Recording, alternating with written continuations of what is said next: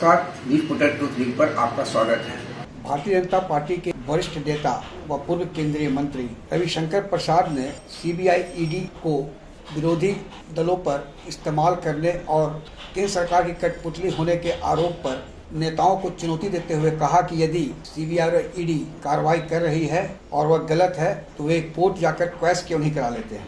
Court में तो अगर गलत है तो वहाँ उन्हें न्याय मिलेगी, लेकिन आज नवाब मलिक हो या संजय राउत, कई ऐसे नेता हैं जो कोर्ट गए लेकिन राहत नहीं मिली, आज सभी ट्रायल फेस कर रहे हैं। वहीं उन्होंने कहा कि बिहार में नीतीश कुमार भ्रष्टाचार की बात तो करते हैं लेकिन शासन में रहने के लिए वे भ्रष्टाचार को गले लगा लिया है। क्या क्या कहा है नीतीश कुमार से लेकर लालू परिवार पर रविशंकर प्रसाद ने, आइए सुनते हैं उन्हीं की जुबानी। जो बार बार लालू प्रसाद, तेजस्वी और नीतीश कुमार कह रहे हैं कि जो पूरी कार्रवाई ईडी की हुई है ये पूर्वाग्रह और पक्षपात है, तो मैं आज अपने गया के पत्रकार मित्रों के सामने कुछ सवाल रखना चाहता हूँ। मेरा एक और परिचय है ना कि चारा घोटाले में सीबीआई इंक्वायरी कराने वाला वकील मैं ही हूँ, रविशंकर प्रसाद। उसमें पिटिशनर कौन थे? सुशील मोदी।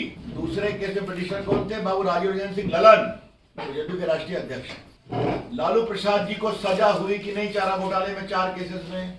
किस समय हुई? जब देवेगौड़ा थे प्रधानमंत्री और गुजराल थे प्रधानमंत्री और तीसरे मनमोहन सिंह प्रधानमंत्री। तो यही बात कही गई थी कि पक्षपात किया जा रहा है, भाजपा संघ के दबाव में जेल जाना हुआ ना। चारा घोटाले में एक को भी छूट नहीं मिली। एक का मतलब एक को नहीं। क्या लालू प्रसाद, क्या उनके मंत्री, क्या आईएएस ऑफिसर, क्या कलेक्टर, क्या इनकम टैक्स के ज्वाइंट कमिश्नर, क्या सप्लायर, एक को भी कोर्ट से राहत नहीं मिली।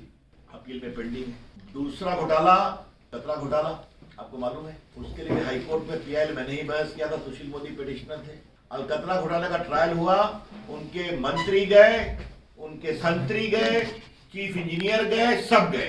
ये भी घोटाला कोर्ट से प्रूव हो गया।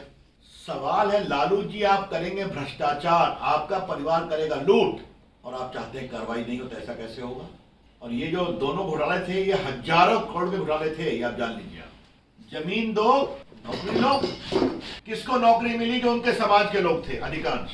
और लगभग 5 करोड़, देखिए इंडिया टुडे मैगजीन है, सबका नाम छपा है, सब कुछ छपा हुआ है, तो मैं इसको डिटेल देकर के आपको, आप सभी जानते हैं।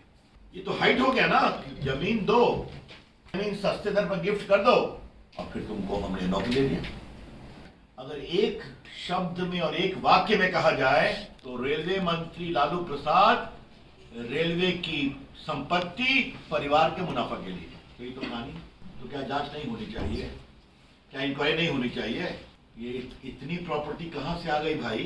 कोई सवाल नहीं करेगा क्या? दिल्ली में फ्रेंड्स कॉलोनी में इतनी महंगी प्रॉपर्टी कहां से आ गई? और देखिए मैं अपनी वाले में बताया जा रहा है कि 4 लाख से, हाँ तो हो रही है, अभी आता हूँ डिटेल दे। देखिए ये किसका है? ये तेजस्वी प्रसाद यादव का 2020 के विधानसभा चुनाव का नॉमिनेशन पेपर में आप जो एफिडेविट फाइल करते हैं ना, संपत्ति कितनी है, लोन कितना है, एजुकेशनल क्वालिफिकेशन कितना है, मैं उसकी फोटोकॉपी इलेक्शन कमीशन के साइट पर है, आपको मिल सकती है। ये देखिए 2007, 6, 6, 5 में कितनी संपत्ति खरीदा है, देखिए मैं आपको सामने दिखा रहा हूँ। 1, 2, 3, 4, 5, 6, 7, 8, 9, कहां से इतना पैसा आ गया भाई? तो आपको सवाल तो पूछेंगे ना। आप उप मुख्यमंत्री हैं, आप विधायक रहे हैं, पहले भी उप मुख्यमंत्री रहे हैं, तो आपको इतना आय से अधिक संपत्ति कहां से आ रही है? ये बात आपके सामने मैंने आज इसलिए उठाई है कि इन बातों का जवाब नहीं दिया जा रहा है। खाली तंग किया जा रहा है, मोदी जी भी विपक्षियों को तंग कर रहे हैं, लेकिन आपको चारा घोटाले में सजा क्यों हुई? अलकतरा घोटाले में सजा क्यों हुई? रेलवे की संपत्ति होटल की क्यों दी गई? आपको पटना में 3.5 एकड़ का महंगा प्लॉट कैसे मिल गया? उस पर 650 करोड़ का कैसे बन रहा है मॉल?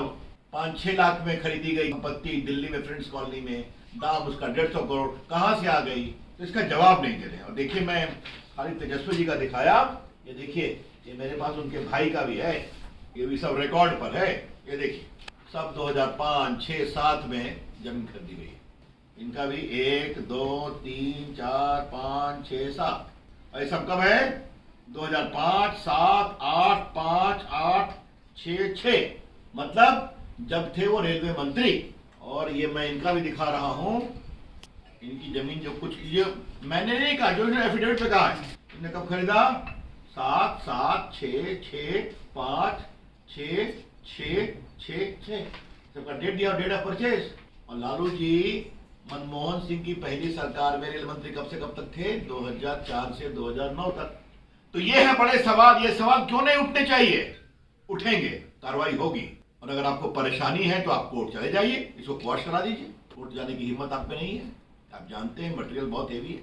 तो ये मैंने कहा गया के पत्रकारों के सामने इस बात को जरा स्पष्ट कर दूं कि आप अपने खिलाफ लगे भ्रष्टाचार, लूट, रेलवे की संपत्ति के से मुनाफा बनाने के भ्रष्टाचार को जवाब नहीं देंगे, एक शब्द नहीं बोलेंगे, और सिर्फ ये कहना हमें फंसाया जा रहा है। आग्रह है कि इस वीडियो लिंक को लाइक, सब्सक्राइब और शेयर अवश्य करें। धन्यवाद, नमस्कार।